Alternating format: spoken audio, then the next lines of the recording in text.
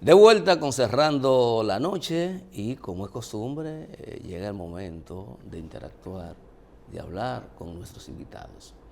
Hoy vamos a tratar, como siempre lo hacemos, de desarrollar una interesante conversación con el doctor Héctor Díaz Polanco, dominico mexicano.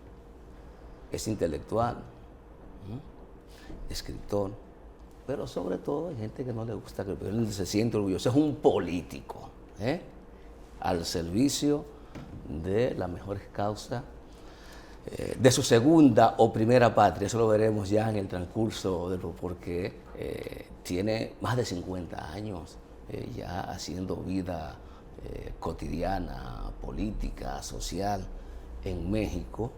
Y evidentemente que eso le arraiga sus lazos con ese hermoso y grandioso país. Buenas noches, doctor. Muy buenas noches. Muchas gracias. Un gusto estar con ustedes. Gracias por la invitación. Para nosotros es un placer, don Héctor. Muchas gracias.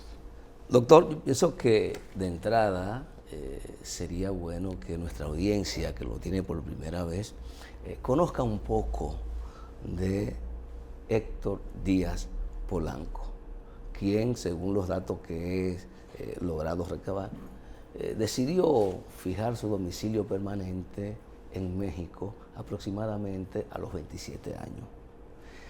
De esos 27 años al primero, ¿cuál fue el activismo, la vida de Héctor en la República Dominicana? Bueno, yo estuve acá hasta, digamos, el inicio de la madurez en República Dominicana, así que es un tiempo suficiente para tener una identidad plenamente desarrollada, de carácter, en este caso, dominicana, ¿no? Así que ya fui maduro, salí fuera. Primero fui a Europa.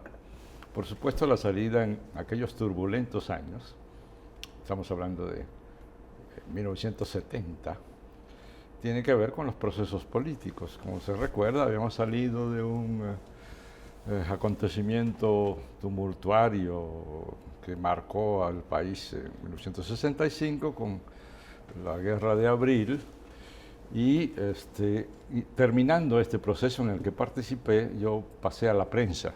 En aquella época la prensa fundamental era radiofónica. Algunos quizás que tengan edad lo recordarán, radio comercial. Yo escribía los editoriales, así que estaba yo sobre el filo de la navaja dando opiniones sobre el sistema político de aquella época y los gobernantes, así que no tardó demasiado en que hiciera crisis mi relación con el poder. Así que en el 70 salí a estudiar a Europa, primero a España, luego a Francia. Por allí me encontré con los rescoldos del exilio político, que ya empezaba a poblar Europa, sobre todo la parte norte, Francia, Bélgica. Y en ese momento un gran amigo, que seguro será conocido por muchos, Marciolo Maggiolo, me escribió diciéndome, bueno, ya sé que vas a estudiar antropología con Lévi-Strauss, con Bastide, etc. Yo te digo que tienes que decidir si quieres ser un estructuralista, porque así se llamaba la corriente teórico-política, teórico-científica de estos personajes, si quieres ser un pedante estructuralista francés o un antropólogo latinoamericano comprometido con los procesos de América Latina. Por supuesto, yo dije, me gustaría más la segunda opción. Y me dijo, yo te tengo la solución. De tal manera que no alargo la historia, me consiguió condiciones y yo fui a estudiar a México. Primero una maestría y después ya seguí al doctorado. Así que mi formación, digamos, postprofesional, la realicé en México y allí poco a poco me fui integrando en los procesos sociales y políticos, ¿no? Es casi imposible evitar esos procesos si ya traes antecedentes, como Eso era mi yo, caso. los antecedentes locales, ¿tuvo algún compromiso orgánico con alguna organización en esa época? Sí, bueno, yo era periodista, así que necesitaba, por supuesto, hacer un trabajo mínimamente apegado a los cánones, digamos, no de imparcialidad, pero sí de objetividad, etcétera, ¿no? Pero sí, yo estuve vinculado a los procesos políticos. Y fui amigo personal de Maximiliano Gómez, del Moreno. De tal manera que eso me comprometía con ciertas prácticas, etc. Fuimos amigos porque este era un personaje muy multifacético y tenía una vertiente poco conocida de él, que era su interés por el arte, particularmente por la literatura. Estaba obsesionado con comprender ese mundo y yo me dedicaba a la literatura, básicamente. De hecho, incursioné en algunas ramas de la literatura, así que hablábamos horas, días de literatura y ese fue, digamos, el campo que nos unificó y luego, por supuesto, otros intereses de carácter teórico, político, etc. Eso me vinculó a ciertos procesos, por supuesto, pero nunca fui un militante, digamos, en forma orgánica, pero sí una militancia difusa, que es la que practican los intelectuales cuando realmente empiezan a articularse con los procesos políticos, ¿no? Así porque esa es la historia básica de los compromisos acá. Hace unos días la Fundación Maximiliano Gómez publicó un libro con algunos escritos del Moreno y es sorprendente la claridad de pensamiento que en esa época tenía el Moreno sobre cómo debía comportarse el movimiento de izquierda en la República Dominicana. Usted que lo conoció, que pudo compartir con él, discutir ideas, ¿cómo evalúa ese aspecto? Él era una persona extraordinariamente brillante, un fuera de serie. Yo he conocido pocas personas tan agudas, tan perspicaz, y además tan comprometido con comprender la realidad. De tal manera que es un gran estudioso. Yo recuerdo que era un lector voraz y con una sed de conocimiento tremenda y además muy abierto a la comprensión de los procesos. De tal manera que, por ejemplo, cuando estaba yo en Europa, él me hizo un encargo típico de su personalidad. Quería entender un terreno de conflicto que había en el campo de la izquierda.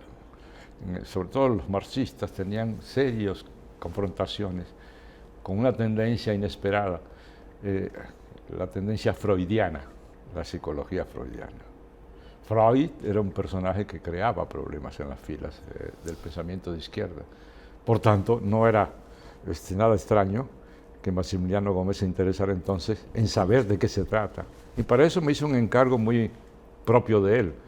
Quiero tener las obras completas de Freud. Eran varios tomos. No es un libro, es las obras completas de Freud. Yo fui en Madrid, busqué las obras completas. Hay una edición, creo que de la editorial Aguilar, una edición muy elegante, empastada, color ladrillo, recuerdo, vagamente, y compré todas las obras y se lo envié a su lugar al norte de Europa. Y así era el Moreno, era una persona muy interesada en penetrar, en profundizar en los procesos, cosa que uno llega a extrañar en estas épocas extrañas en muchos políticos. Bueno, vamos ahora a cruzar nuevamente la frontera. La decisión, ¿por qué México? México porque siempre fue un epicentro mundial del conocimiento en ciencias sociales y muy en particular en lo que hace a las ramas de la antropología. Es un país que albergó históricamente una de las culturas más extraordinarias, ¿no? Todo llamada la cultura mexica de los aztecas, con centros culturales fantásticos, uno de los grandes centros de irradiación cultural a escala mundial. Y en consecuencia, eso mismo desarrolló una estructura académica, estatal, científica, orientada a los estudios antropológicos. Cuando yo llegué a México, justamente llegué al inicio de una maestría. Por aquellos años no era tan común como ahora hacer esos posgrados, no existían muchas maestrías a nivel incluso internacional. Inicié una maestría en antropología dirigida por varios autores muy famosos en México, particularmente Guillermo Bonfil y Arturo Barban, que eran dos grandes, distinguidos antropólogos, eran los directores de este proyecto. Y esa fue mi primera plataforma de formación antropológica.